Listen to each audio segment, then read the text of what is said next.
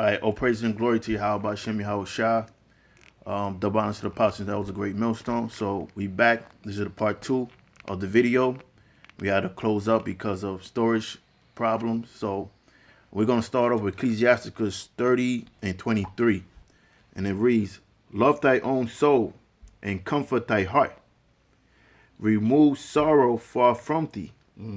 For sorrow had killed many, and there is no profit therein. Now, what is sorrow? Sorrow is stress. Now, when a person becomes too stressed, they lose their sleep. They don't want to wake up. They're not eating, or the eating habits change, and their digestive system is not functional as it normally be. So they develop sickness.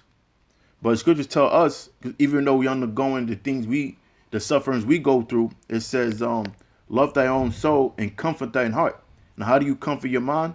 By searching the scriptures and staying within the scriptures. And it says, remove sorrow far from thee.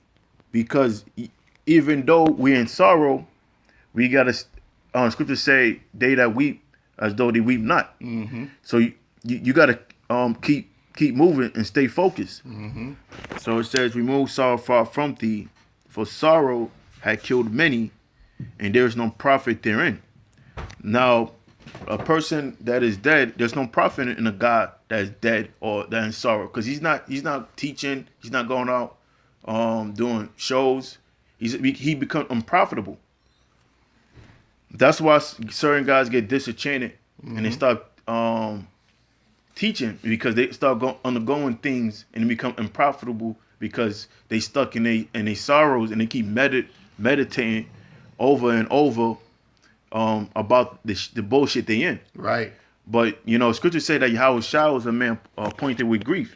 So even though Yahweh Shah was depressed, he made sure he was teaching, he was feeding the flock, and Yahweh Shah was an example unto us. Right. That's it on that one. You got something? This is Wisdom I'll pull it up. Wisdom of Solomon 10 and 9. All right, on Wisdom of Solomon 10 and 9. But wisdom delivered from pain those that attended upon her. Wisdom delivered from pain those that attended upon her, man. So believing in the scriptures, trusting in the scriptures, and applying the scriptures will deliver you from a world of hurt, And even when you're in your down moments, in your adverse moments, trusting in the Lord and leaning upon the Lord, get that, Psalms 55 and 22. Leaning on wisdom, guess what? It lightens your load. It lightens your burden. And me and the brother can testify to it. When you build with the scriptures or build with brothers in the spirit, it lightens the burden that you face in your daily struggles. Yeah. Chris Rock has made a joke. He's like, find God. Yeah. No, he said, that one too. He said something about like a relationship is hard when only one person is working on it. Right. Like it's like a couch is hard to move. You trying to move it by yourself. Right. Like the scripture, I'm gonna get it. I think it's in Ecclesiastes 7 chapter. It says, "Woe to the man that falleth, have no one to pick him up." But I'm gonna read this first. Psalms 55 and 22. Cast thy burden upon the Lord, and He shall sustain thee. Like we said in the first video, the word sustain means to strengthen. He should never suffer the righteous to be moved. And that's what you gotta believe in. That's the scriptures that gotta come to your mind when you are catching hell, when you are in fire, pure fire. Now go, Salaki, brother, go back. I'm sorry. That last verse. I like to pull all the meat off the bone. Yeah. All right. Psalm 55 and 22. It says, cast the burden upon the Lord, and He shall sustain thee. He shall never suffer the righteous to be moved. He shall never suffer the righteous to be moved. Because, like the scriptures say, who can separate you from the love of Yahweh Bashem Yahushua? Who can separate you from that love? Just like Job, which is our prime example. The scriptures say, mark ye the perfect man. So we mark the men of old. Job, he went through many many losses in the flesh. But guess what? The Most High was still with him. Even Satan said, what the hell can I do? You got a hedge around him. You protecting Job. Because Satan knows, even though he does his job by fucking with us and making us think that the Lord is not with us, but ultimately the Most High is still with us, man. You know? He's still by our side. Even Satan knows that he can't do nothing to separate us from the love of Yahweh B'Shem Yahushua. You get your scripture out. Let me go. Ecclesiastes 7th chapter. How it went? It says, let me see. I think it's 7 and 1. Or 2 are better than 1. That's how it goes. 2. Okay. I think it's in the 7th chapter. Yeah, I think so too. Hold on, let me see. 2 are better.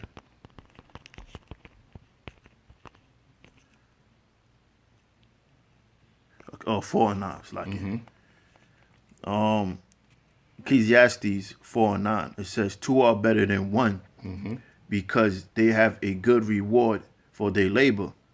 For if they fall, the one will lift up his fellow. But woe to him that is alone when he falleth. But woe to him that is alone when he falleth, for ye have not another to help him up. Kind. You go into that, brother. So that's going into the brotherhood. It also applies to a man and his woman, but also is going to the brotherhood, because now when a man is down, you have a brother there to lift you up, to get you back on your feet and back on the right path. So scriptures say 2 are better than 1 because they have a good reward for their labor, and our labor is doing the teaching and strengthening or edifying others' brothers' faith. The scripture says edify one another. Right. Now the word edified, when you look up the word, it means to build up. Right. What are we building up? The conscience or the faith of one another. For if they fall, because scriptures say the righteous falleth 7 times. Right. Because after all, we in the flesh, so we are susceptible to making mistakes, messing up. So it says, for if they fall, the one will lift up his fellow. That's correction, The scripture say iron sharpen iron. Right. Or even mentally, mentally, like a person become mentally weak, you have the brother that he'll come in and feed him with scriptures. For if they fall, the one will lift up his fellow, but woe to him that is alone. And that's a good scripture too, because when you're going through things, the first natural instinct is to stay by yourself. Right. But when you do that, that's what you fall into the traps of Satan. Right. Because once you do that, you become susceptible for Satan, because Satan will have a field day in your mind. Right. And it says, but woe to him that is alone when he falleth, for you have not another to help him up. Right. Hey, the 12 disciples, man, they had each other. They all had each other to catch each other when they fell. They discussed matters that was heavy on their minds. That's the importance of the brotherhood. You get something? Yeah, you go. I'm trying to. Romans 15. Right. Romans 15 and 1 real fast. Baba Kasha. It's a reason why Yahweh B'Shem Yahushua got brothers that live in the same vicinity or that's close to each other, so we could bear each other's burdens, so we can be able to uplift each other, so we can have somebody in this in the world of darkness. Yeah. But go ahead, All right, Romans 15 and 1. When we then that are strong are to bear the infirmities of the weak. So there's going to be brothers that's going to, which every brother goes through it. You're going to have moments in the faith when you are strong, you at your peak, you on fire, and then you're going to have moments in this faith where you're cold, or you're lukewarm, or you're not as on fire as you usually are. So when you in those moments of your peak of your strength, you gotta be able to help the brothers that's going through their weak phases, or brothers that's going through their afflictions. The scripture said their infirmities.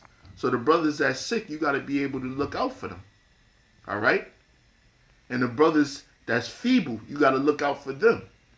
The brothers that's going through hell, you got to look out for them. When you at your strong, when the spirit is hot and strong on you, okay? And not to please ourselves. Because this truth is a selfless act. This truth, like the scriptures say, you put your body as a living sacrifice, and you sacrificing your wants and your desires for another, which is Yahweh Bashim Yahushua first and foremost, but then it's to your brethren, because the spirit of Yahweh Bashim Yahushua is within your brethren. That's why the Yahushua spoke of the parable of the man being in prison and being visited, being hungered and being fed, being naked, being clothed, and then the men asked the king, "When do we do these things unto you?"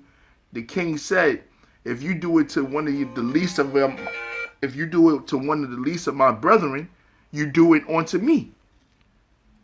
All right? So go ahead. Yeah, and it says, and not please ourselves. There was a count with when Yahushua said to Peter, saying have desired to have thee. Right. And not verbatim, he said, but I'm gonna pray that the Lord strengthen up your faith. Right. And when you Lord strengthen up your faith, you strengthen up the flock. Brothers, right. Because if your faith is strong and another brother's faith is not as strong as yours, your job is to strengthen him to where yours at. Right. Verse Just pray for each other, man. pray. Yep. Pray for each other. you got you got certain brothers that might rub you the wrong way, man. You pray for them, man. All right? If a brother is sincere about serving the Lord, you pray for them. Because that's your duty. That's your job as a man of the Lord. You can read the next one. Verse 2. Let every one of us please his neighbor for his good. For his good to edification. Let everyone please his neighbor, or is good for edification. Like the brother brought out earlier, edification means to build upon. So you help a brother out, or you look out for a brother. Like say the spirit is on you, you call a brother up. You know, just out of the blue, you just randomly call the brother up to see how he's doing and check up on him. Now the spirit gets on that brother to call another brother, and the chain reaction happens. You know, or you reveal to it, the Lord showed you something in the scriptures. You show it to another brother, and now the spirit gets on him to start building. You know, you do it to edification's sake, and the fire spreads like that. The spirit of brotherly love spreads like that. A brother learns by another brother leading by example. Yep. I'm trying to get this scripture. It says, when one member of the body suffer, we all suffer. Ah, man. But it's not searching. It's fucking Satan. I got a scripture right here, though. I'll go to Acts 14 real fast. Verse 22. All right, Acts 14 and 22. And it says, confirming the souls of the disciples and exhorting them to continue in the faith, and that we through much tribulation enter into the kingdom of the Most High. So before we could enter into peace, we must undergo a lot of suffering. Right. Now, anybody could say they have faith when everything is going well. Now, your faith is shown when everything is not going well for you. That's when your faith is shown unto the Lord. Because when a person is not in discomfort, anybody can say, well, they have strong faith. Mm-hmm. The Lord tests your or if you have faith when you in discomfort, when you have to sacrifice certain comfortabilities. So, and that's what we all go through. You know, when we suffer, we go through our hell, our bullshit days. And it says, and that we must through much tribulation enter into the kingdom of the Most High. All right. That's it on that. Get 1 Corinthians 12:26. That's the scripture you wanted. And then we could finish up with 1 John. Okay. It's just 12 and what, 26? Yeah. And what, 1 John 3:19? Yeah, that'd be the last one. All right. All right. 1 Corinthians 12 and 26. You know what? Yeah, that's 26. And whether one member suffered, all the members suffered. Now, when you read up above, and it speaks about how the elect represents, like each member of the elect represents the body of Yahweh Shah. Now, whether it be the fingers, the eyes, or whatever, it all represents the body of Yahweh Shah. So each brother have a function in his faith. You know, I'm sorry, and Yahweh Shah, he's the head of the body, and we're just the other members of the body. Mm-hmm. So it says, and whether one member suffer, all the members suffer with it. Or one member be honored, all the members rejoice with it. Now ye are the bodies of Yahweh Shah, and members in particular. So that's the point of that. Kind. I'm gonna go to 1 John.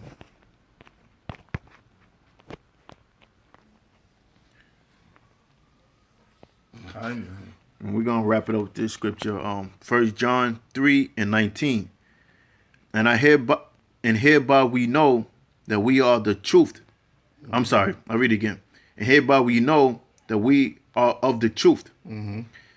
And shall assure our hearts before him.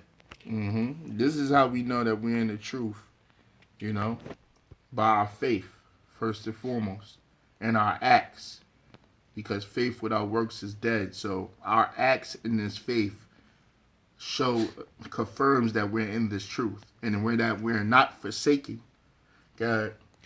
Verse 20, for if our heart condemn us, the Most High is greater than our heart. So if your heart condemns you, you know, you going through hell, you feel like, woe is me, you think that the Lord is forsaking you because your flesh is being persecuted, you know, your flesh is catching unadulterated hell.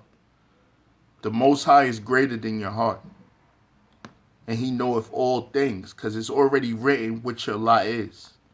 It's already written that 1/3 is going to be saved. There's going to be a remnant that's going to be delivered from their persecutions, from their afflictions, from their crosses.